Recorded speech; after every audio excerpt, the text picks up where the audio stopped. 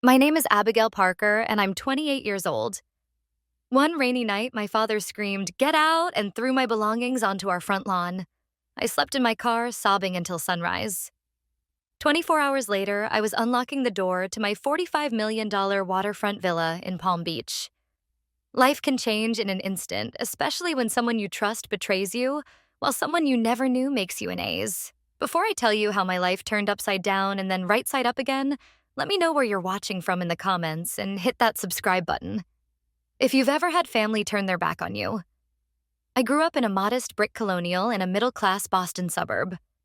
Our house wasn't fancy, but it was in a good school district which mattered tremendously to my father, Richard Parker.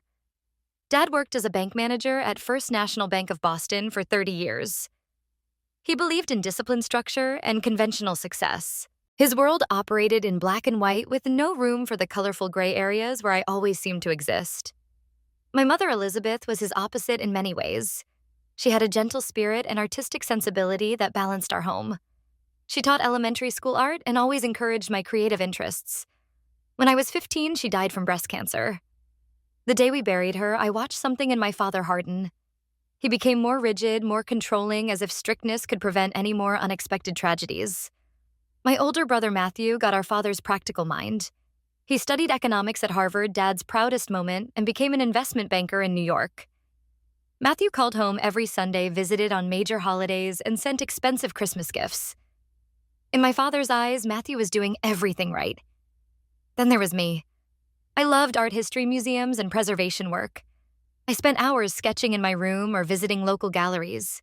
After high school, I attended Boston University on a partial scholarship majoring in art history, with a minor in museum studies.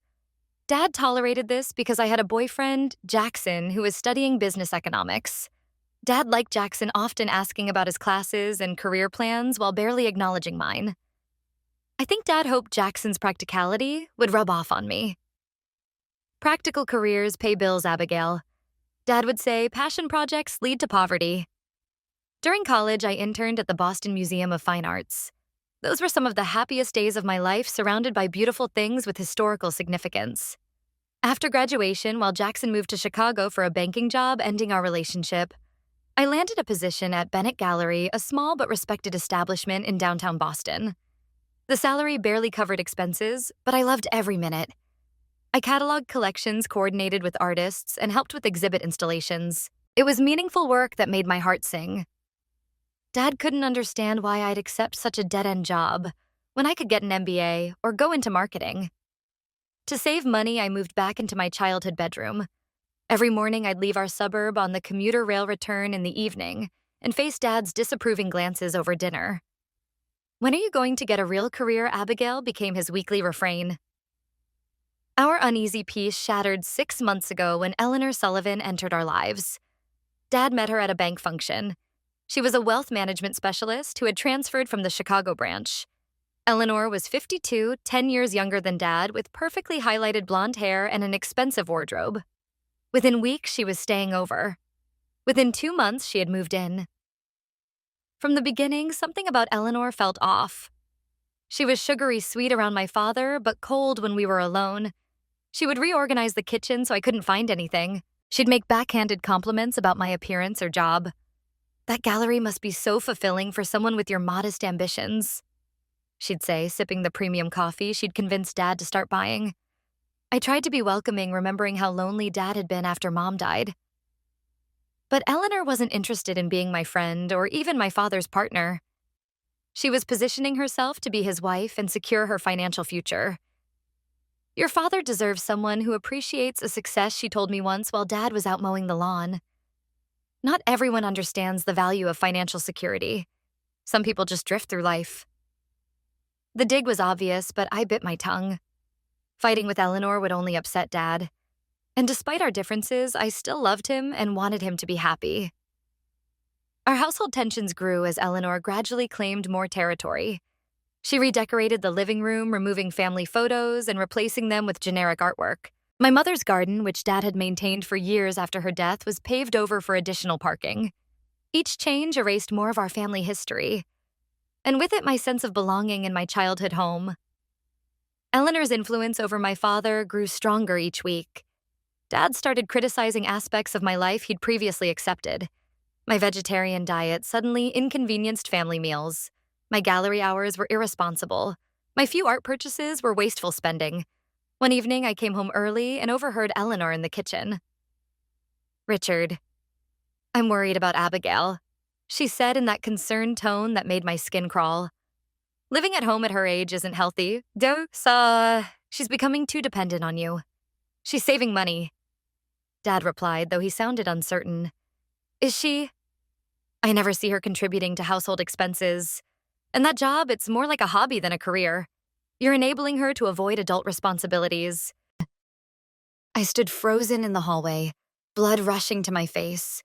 The audacity of this woman who'd known me for months telling my father who I was after he'd raised me for 28 years. Later that week, I received notification about a small inheritance. My maternal grandmother had left each grandchild $10,000 in a trust that matured on our 28th birthday. I was excited to put it toward eventually getting my own place, or perhaps taking some professional development courses in art authentication. Somehow, Eleanor found out over dinner that night. She said, "Abigail, now that you've received that windfall from your grandmother, your father and I think it's appropriate for you to start contributing to household expenses. We're thinking $800 monthly would be fair." Dad nodded along, not meeting my eyes. I was stunned. "Dad, I was planning to save that money for you're an adult living in this house." He interrupted. "Adults pay their way." I reluctantly agreed, though it meant my independence would be delayed even further. The next day, I wrote my first check to Richard Parker and left it on the kitchen counter. A week later, I came home early from work with a migraine and found Eleanor in my bedroom going through my dresser drawers. "What are you doing?" I demanded. She didn't even look embarrassed, just organizing. "This house needs systems." "My room doesn't need your systems," I said, trying to keep my voice level. "Please don't come in here when I'm not home." Eleanor's eyes narrowed. "This is Richard's house. Every room is our concern." That night, she told Dad I'd been incredibly disrespectful to her. He lectured me about treating Eleanor with appreciation for all she does around here. The situation deteriorated further when I noticed some of Mom's jewelry missing from her old jewelry box, which Dad had given me after she died. A pearl necklace, a silver bracelet, and her favorite earrings gone. I approached Eleanor carefully. "Have you seen Mom's pearl necklace? And some other pieces seem to be missing from her jewelry box." Eleanor's face transformed into a mask of concern. "Oh, sweetheart, your father gave those to me. He said Elizabeth would want me to have them." "I assumed you knew." I knew that was a lie. Dad would never have given away Mom's favorite pieces without telling me, and he certainly wouldn't have said Elizabeth would want Eleanor to have them. My mother's name had been nearly sacred in our house since her death. When I asked Dad about it later, he seemed confused. "Eleanor said you told her you didn't want those old-fashioned pieces. She said you were happy for her to have them." It was my word against Eleanor's, and increasingly, Eleanor was winning. I called Matthew in New York, desperate for an ally. "Something's not right with Eleanor," I explained. "She's manipulating Dad going through my things, and I think she took Mom's jewelry." My brother sighed heavily. "Abby, you're being paranoid. Dad's happy for the first time in years. Can't you just be supportive? Eleanor is accomplished and sophisticated. Maybe you feel threatened because she's successful in ways you aren't." Even my own brother had been charmed by Eleanor's act. I felt increasingly alone. Around this time, an official-looking letter arrived addressed to me. The return address was from a law firm in Palm Beach, Florida, Harrison Mitchell and Associates. I didn't know anyone in Florida, and assuming it was junk mail, I tossed it in my desk drawer unopened. As tensions rose at home, I began staying later at the gallery and spending weekends with my friend Sophia, doing anything to avoid the toxic atmosphere at home. My emotional state deteriorated as I felt increasingly isolated and gaslit by Eleanor's subtle manipulations and my father's growing coldness. The situation came to a breaking point on a rainy Tuesday in April. I was at work when the gallery owner, Miss Bennett, asked me to help her with some banking paperwork. As we reviewed statements, I noticed something familiar. My father's bank. As Miss Bennett scrolled through transactions, a name caught my eye. Eleanor Sullivan had authorized a wire transfer from another account. "Could I see that again?" I asked, trying to sound casual. Miss Bennett enlarged the screen. There it was, a transfer from Richard Parker's personal savings to an account belonging to Eleanor Sullivan. It wasn't a joint account. It was hers alone. The transfer amount was $25,000. My hands trembled as I excused myself. In the bathroom, I called my father's bank posing as his administrative assistant. The customer service representative confirmed that several large transfers had been made in the past few months. Eleanor had been systematically draining my father's accounts. I left work early, my mind racing. At home, I searched for evidence and found bank statements Eleanor had hidden in a locked drawer of Dad's desk. I photographed everything with my phone documentation of transfers totaling nearly $120,000 over 4 months. When Eleanor returned from her shopping trip, I confronted her in the kitchen. "I know what you're doing," I said, showing her the photos on my phone. "You're stealing from my father." For a moment, her mask slipped, and I saw the cold calculation in her eyes before she recovered her composure. "Abigail, your father and I are planning our future together. These transfers are for our retirement property in Florida. Richard knows all about it." "Then you won't mind if I ask him," I replied, secretly recording our conversation. Eleanor's voice hardened. "Listen to me carefully. Your father doesn't need the stress of your accusations. If you show him those photos or say anything about this, I'll make sure he chooses me over you. And trust me, he will. He deserves to know the truth." "The truth?" Eleanor laughed coldly. "The truth is you're a grown woman living off your daddy because you chose a worthless career. The truth is I make him happier than you ever could. The truth is he's tired of supporting you, but feels too guilty to say it." I was so focused on her words that I didn't notice a reach for my phone until she had snatched it from my hand. Before I could stop her, she had deleted all the photos and the recording. "You little fool," she hissed, tossing my phone onto the counter. "Know your place." I was shaking with rage, but managed to say, "This isn't over. I'll go to the bank tomorrow. They have records." Eleanor's eyes flashed with anger, but then she smiled, which was somehow worse. "We'll see about that." I went upstairs to my room, fighting tears of frustration. I needed to get those bank statements from Dad's desk before she could destroy them. But when I came back downstairs an hour later, I found Eleanor with a bruise forming on her cheek. A bruise that hadn't been there during our confrontation. "What happened to your face?" I asked. She just gave me a cold smile and turned away. When Dad came home, I was in the kitchen making tea, trying to calm my nerves. I heard Eleanor crying in the living room, her voice carrying deliberately. I was just trying to talk to her about contributing more. "Richard." She flew into a rage. I never thought she would actually hit me. My teacup crashed to the floor. "Hit her." I raced to the living room. "That's a lie, Dad. She's lying." My father stood with his arm around Eleanor, whose face was tear-stained, the bruise now darkened with what I realized must be makeup. "She's been stealing from you," I said desperately. "Check your accounts." "She's transferred over $100,000 to her personal account." "Enough," Dad roared. His face was flushed with anger. "Eleanor told me you might make up stories. She warned me you were jealous of our relationship." "Dad, please," I begged. "Check your bank statements. They're in your desk." "I already looked," Eleanor interjected softly. "She's hidden them." Of course she had. She'd removed the evidence while I was in my room. "I can't believe you would sink this low," Dad said, his voice shaking. "Accusing Eleanor of theft, physically attacking her? What's happened to you?"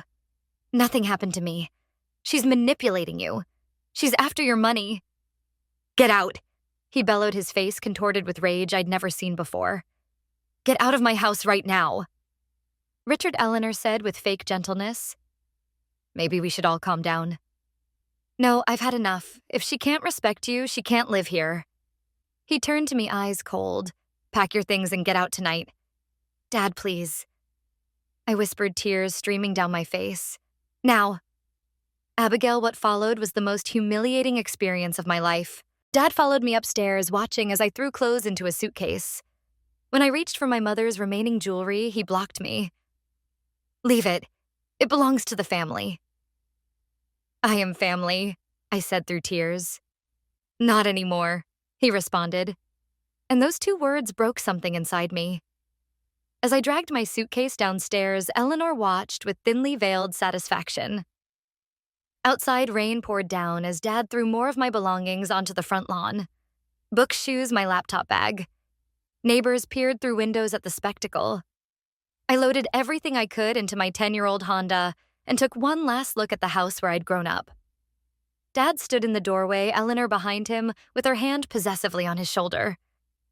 Then I drove away homeless at 28, betrayed by my father with nowhere to go, as thunder crashed overhead. That night, I parked behind the closed gallery, reclined my seat, and cried until I had no tears left. Rain drummed on the roof of my car as I tried to process what had happened. My phone battery died, completing my isolation. When morning came, I used the gallery bathroom to wash my face and brush my teeth. Miss Bennett arrived early and found me there looking like I'd been through a war. "Abigail, what on earth happened?" I broke down again. As I explained, Miss Bennett immediately called her niece Sophia, my friend from college who lived nearby. "You're staying with Sophia until you figure things out," Miss Bennett insisted, pressing a coffee into my hands. "And take the day off." No argument. Sophia arrived 30 minutes later and helped transfer my hastily packed belongings to her apartment. Her kindness nearly undid me again. How could a friend show such compassion when my own father had thrown me out?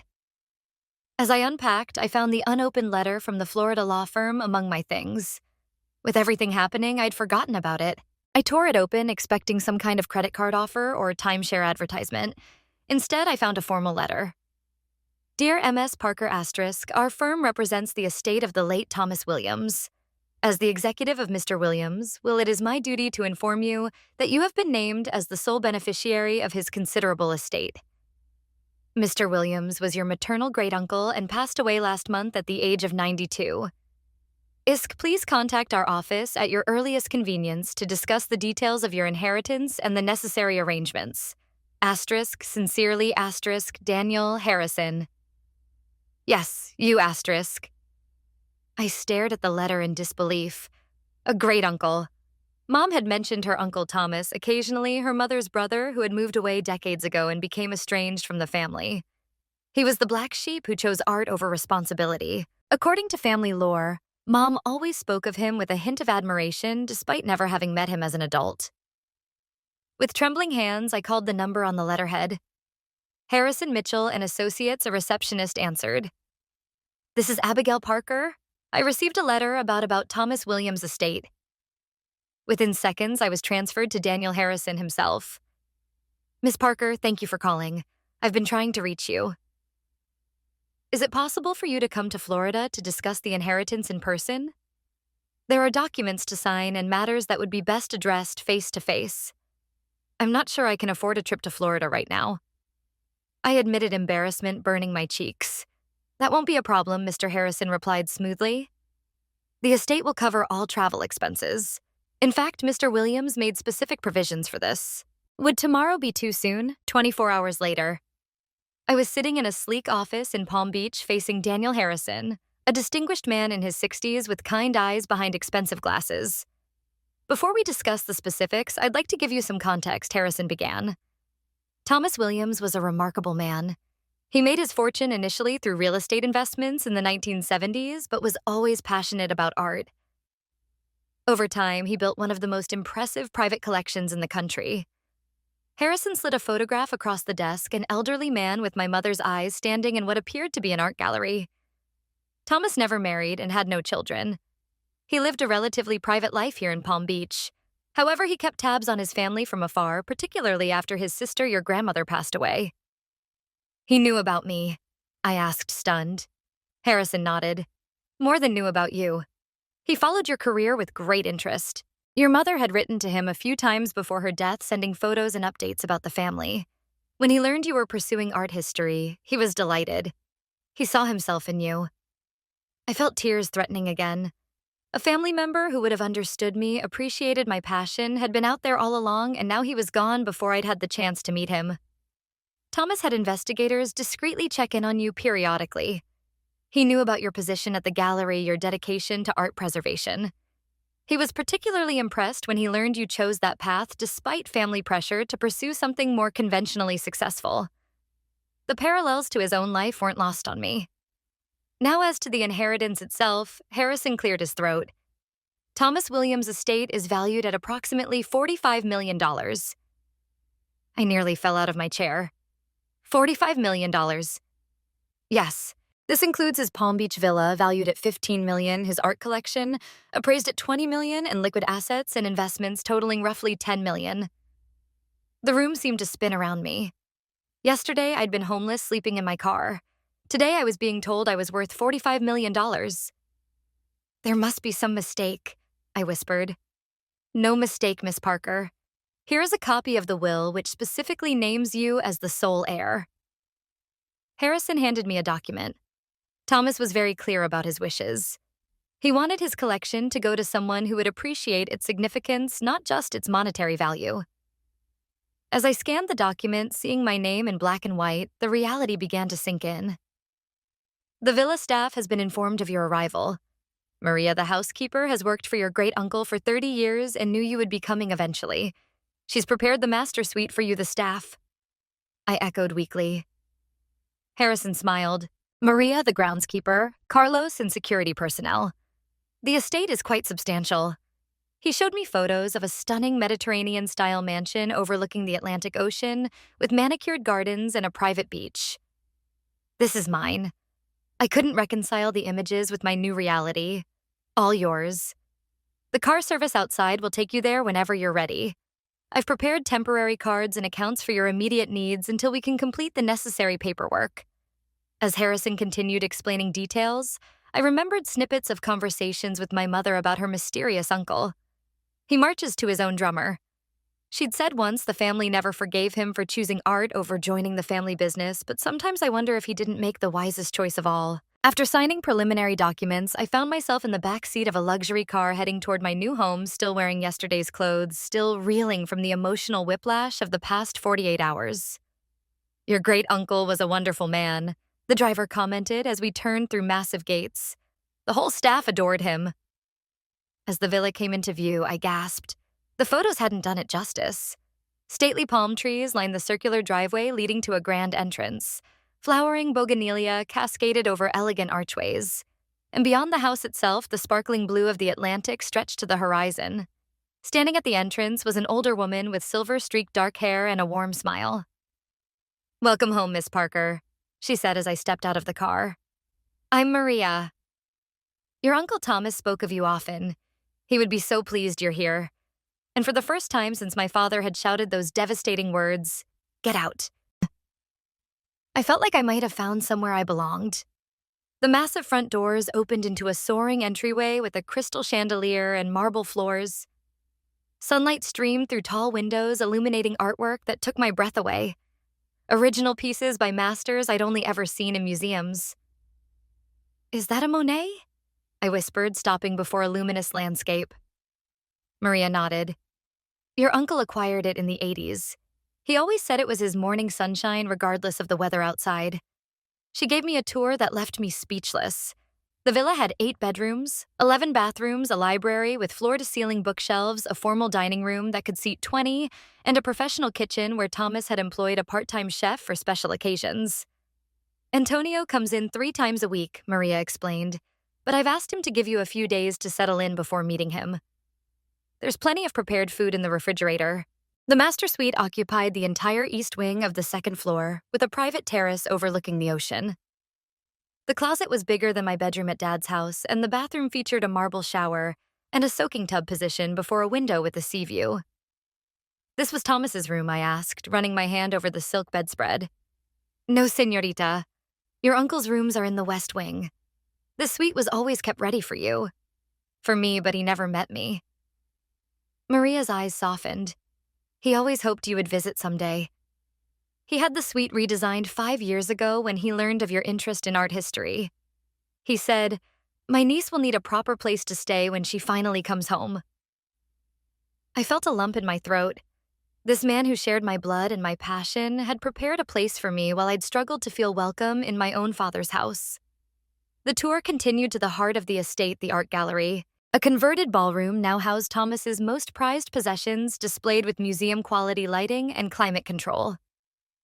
Your uncle acquired pieces that spoke to him not just for investment, Maria explained as I moved reverently among sculptures, paintings, and artifacts spanning centuries and continents. Against one wall stood a glass case containing ancient Greek pottery. Nearby hung Renaissance sketches, Impressionist paintings, and contemporary works arranged in thoughtful conversation with each other. He kept detailed journals about each acquisition. Maria said, gesturing to leather-bound books on a reading table. The stories behind the art were as important to him as the pieces themselves. I opened one journal at random and found meticulous notes in elegant handwriting describing a small degas bronze, its provenance, the circumstances of purchase, and personal reflections on its significance. "Your room is ready whenever you'd like to rest," Maria said gently, recognizing my emotional exhaustion. "Carlos will bring your belongings up." Belongings. My few hastily packed items would be lost in that massive closet. The contrast between my previous life and this new reality was dizzying. That first night I stood on the terrace, watching moonlight shimmer on the Atlantic, feeling like I'd stepped into someone else's life. The villa was beautiful beyond imagination, but overwhelming in its grandeur. Did I belong here? Could I possibly manage this responsibility? I slept fitfully, dreams filled with my father's angry face and Eleanor's smug smile, interspersed with images of an old man I'd never met writing my name in his will. Morning brought clarity with the sunrise. I woke early and found Maria in the kitchen preparing coffee. "Did you sleep well, Miss Parker?" "Please call me Abigail," I insisted. "And not really, but I think that's to be expected." Over breakfast on the terrace, Maria shared stories about Thomas that helped me form a picture of the great uncle I'd never know. He was private but generous to his staff and to arts organizations, but suspicious of people who wanted his money or social connections. He had a dry sense of humor and read 3 newspapers every morning. "Why did he stay away from the family?" I asked. Maria considered her words carefully. "Your uncle made choices his family couldn't understand. He valued beauty and meaning over security and convention. When they rejected his path, he built his own life. But he never stopped caring about his blood, especially your mother. He kept every letter she sent." Later that morning, I explored Thomas's personal study, a warm space with leather chairs and walls of books. In his desk, I found a file labeled Elizabeth, containing letters from my mother spanning decades, the last dated just months before her death. In them, she shared family news, including mentions of me, my art projects as a child, my decision to study art history, my graduation. I also discovered a separate folder marked Abigail with newspaper clippings of student art exhibitions I'd participated in, a copy of my college thesis, and even a brochure from Bennett Gallery with my name listed as staff. He'd been watching my journey all along, this shadow guardian I never knew existed. In the following days, I began to venture beyond the estate. Palm Beach was a world away from Boston. Pristine beaches, swaying palms, and wealth on display everywhere I visited, local galleries and museums, introducing myself simply as Abigail new to the area, not ready to claim my status as Thomas Williams' heiress. At the Nord Museum of Art, I met Lindsay Barrett, the curator of modern collections, who became my first local friend after we bonded over a discussion of their Georgia O'Keeffe exhibition. "You really know your stuff," she commented. "Do you work in the field I did at a small gallery in Boston?" I replied, still speaking in past tense, still adjusting to my new reality. "We should have coffee sometime. The art community here is smaller than you'd think, and it's always nice to meet someone who speaks the language." That casual invitation became my first step into building a new social circle, one based on shared interests rather than obligation or history. As April turned to May, I settled into a routine. Mornings were spent with Thomas's journals, learning about the collection I'd inherited. Afternoons often involved meetings with Daniel Harrison regarding the estate or exploring the cultural attractions of Palm Beach. Evenings were for quiet reflection on the terrace, planning my future. I joined the Palm Beach Preservation Society, a group dedicated to protecting historic architecture and cultural landmarks in the area. At my first meeting, I met Jonathan Reed, the society's president, who had known Thomas. Williams was one of our most dedicated supporters, he told me. His annual contribution funded our educational programs for local schools. When I mentioned I was Thomas's great niece, the news spread quickly through Palm Beach's tight-knit cultural community. Suddenly, invitations arrived for gallery openings, charity galas, and private viewings. The mysterious heiress was a subject of curiosity. The Palm Beach Post ran a small article, Williams' estate passes to art historian niece, which thankfully included minimal personal details. Still, I began receiving calls from wealth managers, auction houses, and charitable organizations seeking my patronage. Daniel Harrison helped me navigate these new waters, advising me on which invitations to accept and which to politely decline. Your great uncle was selective about his public appearances, he counseled. You don't need to be everywhere just because you can be. As I gained confidence, an idea began forming a way to honor Thomas's legacy while creating something meaningful of my own. I would establish an art foundation that supported emerging artists and provided educational opportunities for underprivileged students. The Williams Parker Foundation would combine my great uncle resources with my passion for making art accessible to everyone. The seed of this plan gave me purpose beyond simply existing in my newfound luxury. For the first time since being thrown out of my childhood home, I felt excited about the future, ready to build something lasting from the unexpected gift I'd been given. 3 months after moving into the villa, I had settled into my new life. The Williams Parker Foundation was taking shape with help from a team of arts professionals and nonprofit experts. I'd converted one wing of the villa into foundation offices and planned to open selected rooms of the collection to small educational tours. I had deliberately maintained my distance from Boston, not reaching out to my father or brother. The wound was still too raw, the betrayal too fresh. I'd changed my phone number and only shared my new contact information with Sophia and Miss Bennett, swearing them to secrecy. But the past has a way of catching up no matter how far you run. One Tuesday afternoon, as I reviewed architectural plans for converting the pool house into a small gallery space, my phone rang with Sophia's name on the screen. Abby, I thought you should know. Your brother called me looking for you. My stomach tightened. What did he want? He said he's been trying to reach you. Apparently, there was some article in an art magazine mentioning the Williams Parker Foundation and connecting you to the Williams estate in Palm Beach. Matt put it together and has been trying to find you. So much for privacy. Did you tell him anything? Just that you were okay. I didn't give him your number or address. She paused. He sounded genuinely concerned, Abby. I thanked her for the warning and ended the call knowing it was only a matter of time before Matthew found me. Sure enough, that evening, my assistant forwarded an email from him that had come through the foundation's new website. Abby *. I've been worried sick about you. Dad said you left after a fight, but I had no idea you disappeared completely. Please call me. We need to talk. Matt *. No mention of his dismissal of my concerns about Eleanor. No acknowledgement of how he'd taken her side. Just we need to talk, as if I owed him my time after he'd failed to support me when I needed him most. I drafted and deleted a dozen responses before settling on a brief reply. I'm fine. Don't need anything. We'll contact you in / if I'm ready to talk. A week later, Maria buzzed from the security gate. Miss Abigail, there's a man and woman at the gate insisting on seeing you. They say they're your father and his partner. Ice flooded my veins. My father is there, Richard Parker. Yes, Miss Security is waiting for instructions. My first instinct was to send them away, but something inside me, perhaps Thomas's influence, whispered that running from confrontation solved nothing. Tell security I'll meet them in the formal living room in 15 minutes. I took time to compose myself, changing from casual clothes into a simple but elegant blue dress armor of a sort. When I entered the living room, Richard Parker stood awkwardly by the fireplace while Eleanor examined a small Rodin sculpture with naked interest. Neither heard me enter. That's an original? I said coolly. Worth about $2 million. They both turned startled. Dad looked thinner than I remembered, with new lines etched around his eyes. Eleanor recovered quickly, a practiced smile spreading across her face. Abigail, darling, what an absolutely magnificent home. We've been so worried about you. My father stepped forward. Abby, we needed to see that you were all right. As you can see, I'm fine. How did you find me? Matthew tracked you down through that foundation announcement. Why didn't you tell us about any of this? He gestured around the room. Your great uncle. This inheritance. When exactly should I have told you, before or after you threw me and my belongings onto the front lawn? Dad flinched.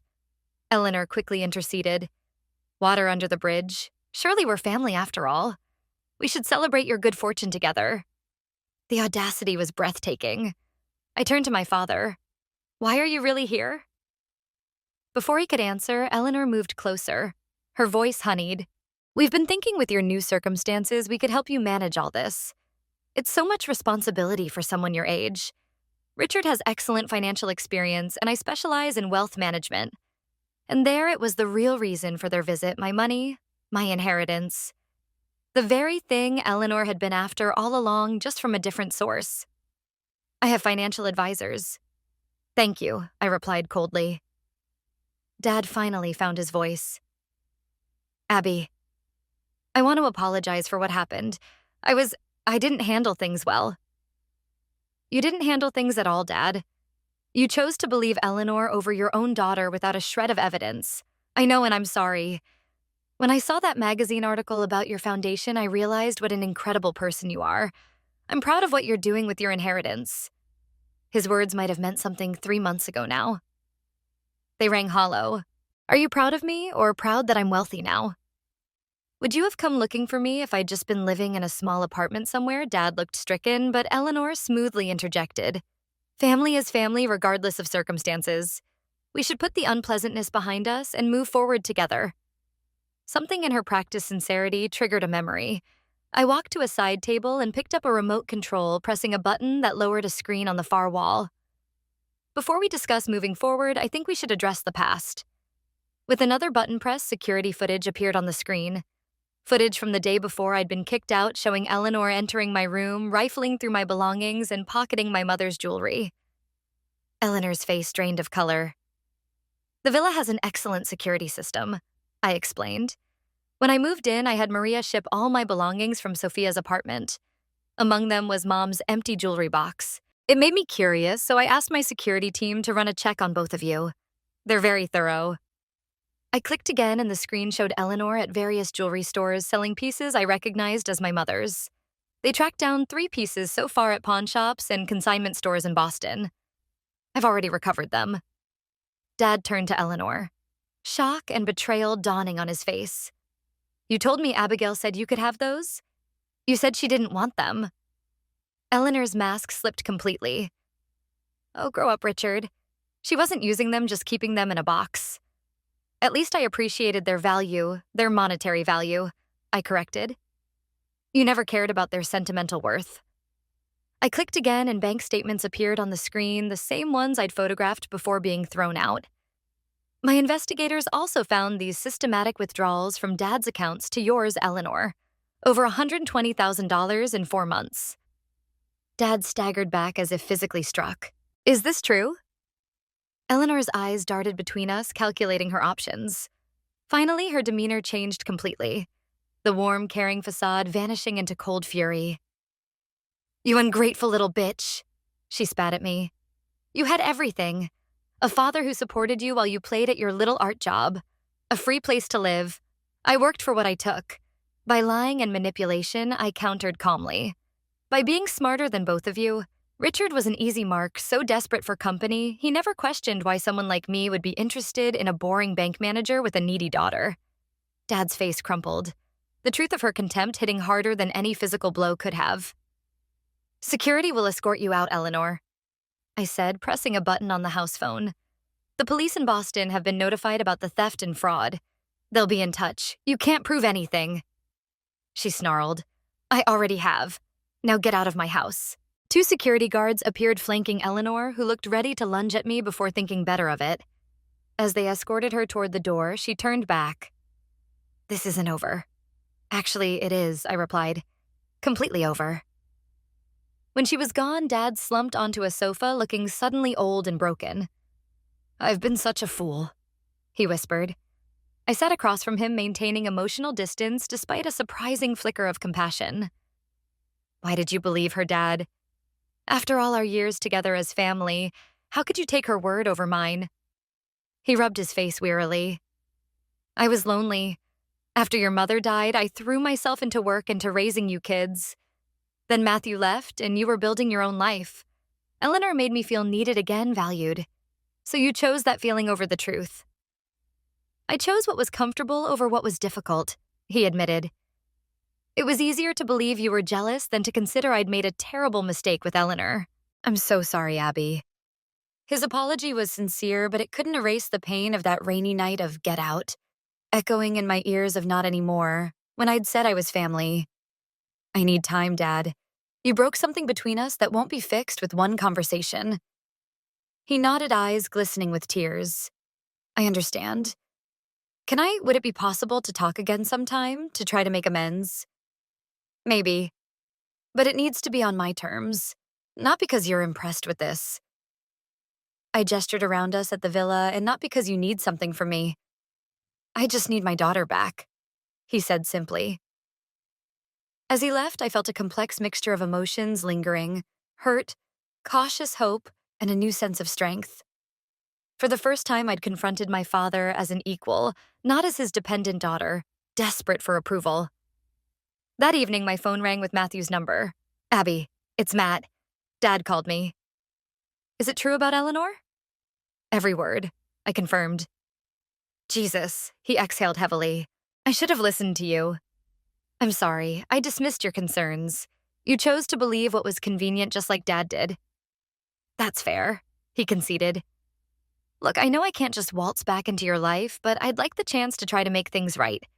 No agenda, no asking for anything, just reconnecting with my sister. I thought of Thomas, who'd cut off his family completely. Had that brought him peace, or just a different kind of loneliness?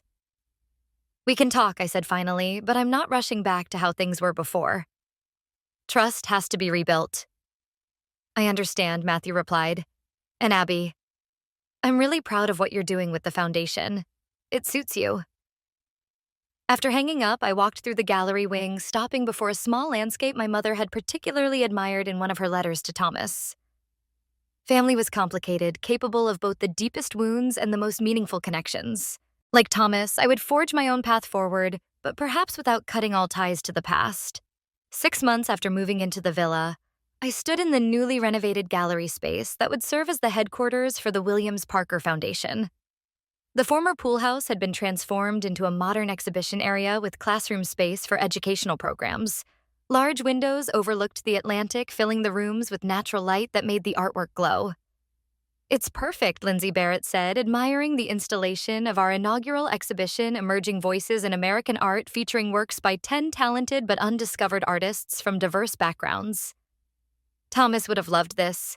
Maria added, her eyes misty with emotion, using his collection to inspire new generations. It's exactly what he hoped for. The grand opening was scheduled for the following weekend. We'd invited art educators, museum directors, local officials, and students from area schools. The Foundation's mission to democratize access to art education and support emerging artists was already generating buzz in cultural circles. Creating the Foundation had given me purpose, but the deeper healing had come through therapy. At Lindsay's recommendation, I'd started seeing Dr. Rachel Coleman, a psychologist who specialized in family trauma. Our weekly sessions helped me process not just the betrayal by my father and Eleanor, but the lifelong pattern of conditional approval I'd experienced growing up.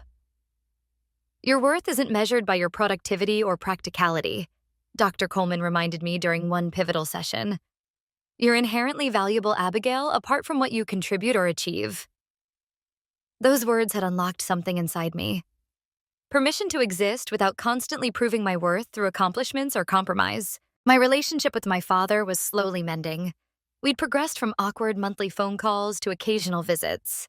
Richard had sold the Boston house, too many painful memories, he said, and moved to a small condo closer to the city. He was seeing a therapist too, working through his own patterns and grief that had led to his vulnerability to someone like Eleanor. During his last visit, we'd walked along the beach as the sun set, talking more openly than we had in years. I always thought I was protecting you by pushing you toward a practical career, he admitted. I was terrified you'd struggle financially like my parents did. But I never saw how your passion for art filled you up in a way that money never could. And I never understood how scary it must have been raising 2 kids alone after Mom died, I replied. We both did the best we could with what we knew at the time. My relationship with Matthew had improved too. He'd flown down several times helping with legal aspects of the foundation setup.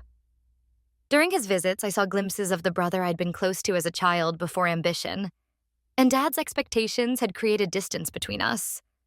Eleanor had faced consequences for her actions. The evidence I'd gathered had led to charges of theft and fraud. She'd ultimately accepted a plea deal rather than risk trial, resulting in probation, restitution payments, and community service. The legal proceedings had revealed similar patterns with previous partners. She was a practiced con artist who targeted lonely, financially stable men. More meaningful than these external developments was my internal journey. I was learning to trust my instincts, to value my perspectives, and to set healthy boundaries. I no longer felt the need to justify my existence or defend my passions. I'd also begun dating again cautiously. Ryan Matthews was an architectural preservationist I'd met through the Palm Beach Preservation Society. Unlike Jackson from college, who had been my father's idea of a suitable partner, Ryan shared my appreciation for history and beauty. He understood the value of preserving the past while creating space for new voices. Our relationship was developing, slowly built on mutual respect rather than need or convenience. Ryan appreciated my independence and supported the Foundation's mission without trying to direct or control it. "You've created something remarkable here," he told me as we walked through the exhibition space the night before the grand opening. "It honors your great uncle while being completely your own vision." The Foundation opening exceeded all expectations. Over 200 people attended, including art critics from national publications. The Palm Beach Post ran a full-page feature on the Foundation's mission and the story behind it, though I'd been careful to keep the most painful personal details private. A month after the opening, I made my first return trip to Boston. I needed to visit the gallery where I'd worked and properly thank MS Bennett and Sophia for their support during my darkest hours. The city felt both familiar and strange, like a place I'd visited in a dream. I drove past my father's old house, now owned by a young family with children's bicycles in the driveway. The site brought unexpected peace, new life, and energy, replacing the toxic final months I'd spent there. While in Boston, I had one final confrontation. Eleanor, now working at a small financial services firm after losing her banking position, had requested to meet. Against Ryan's advice, I agreed, choosing a public coffee shop as the location. She looked smaller, somehow less intimidating than in my memories. Her designer clothes had been replaced by off-rack business, where her highlighted hair showing dark roots. "I won't pretend I'm sorry for what I did," she said after we'd sat in uncomfortable silence. "But I am sorry it went as far as it did." "Why did you ask to see me?" I questioned, keeping my voice neutral. "Curiosity, mostly. I wanted to see what $45 million looks like on someone who didn't have to work for it."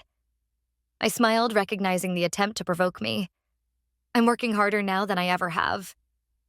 Eleanor, the difference is, I'm building something meaningful instead of taking from others." She studied me with grudging respect. "You've changed." "Yes," I agreed. "I have." As I walked away from that meeting, I felt the last weight lift from my shoulders. Eleanor had no power over me anymore. Neither her actions nor her opinions could touch the life I was creating. Back in Palm Beach, spring turned to summer. The Foundation launched its first scholarship program for art students from disadvantaged backgrounds. We partnered with local schools to bring students to the collection for educational programs. Each initiative felt like a step toward fulfilling both Thomas's legacy and my own potential. On warm evenings, I often sat on the terrace where I'd stood that first night, shell-shocked by the sudden reversal of fortune. The same ocean stretched before me, but I was no longer the same person watching it. Life's painful lessons had strengthened rather than broken me. My father called on my 29th birthday. "I've been thinking about what to get you," he said. "It seems silly to buy anything for someone who has everything." "I don't need gifts, Dad. I know, but I wanted to give you something meaningful." He paused. "I found the last letter your mother wrote to Thomas. It was in a box of her things I kept after she died. I never mailed it because, well, I was angry at him for choosing a different path than the family expected. I realize now how wrong that was." The letter arrived the next day. In it, my mother had written about my college acceptance and my excitement about studying art history. She had enclosed a photograph of me at 18 beaming in front of the Boston Museum of Fine Arts. "She reminds me of you, Uncle Thomas." My mother had written asterisk. "She sees beauty where others see impracticality. I hope someday you two will meet. I think you'd recognize each other's spirits immediately. Asterisk." I framed the letter and placed it in my office at the Foundation. A bridge between past and future. A reminder that even when paths diverge, true connections remain. Life continues to unfold in unexpected ways.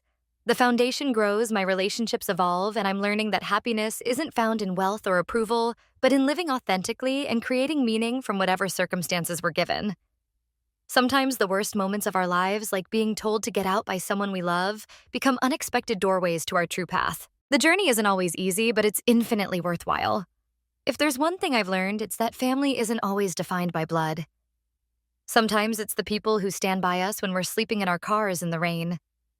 Sometimes it's a great uncle we never met who recognizes himself in our passion. And sometimes it's the person we become when we finally stop trying to earn love and instead build a life worthy of the love we already deserve. What's your story of unexpected blessings that came from difficult times? Share in the comments below. And if my journey has touched you in any way, please subscribe and hit that like button. Your support means everything as I continue sharing stories of resilience and renewal. Thank you for being part of my healing journey.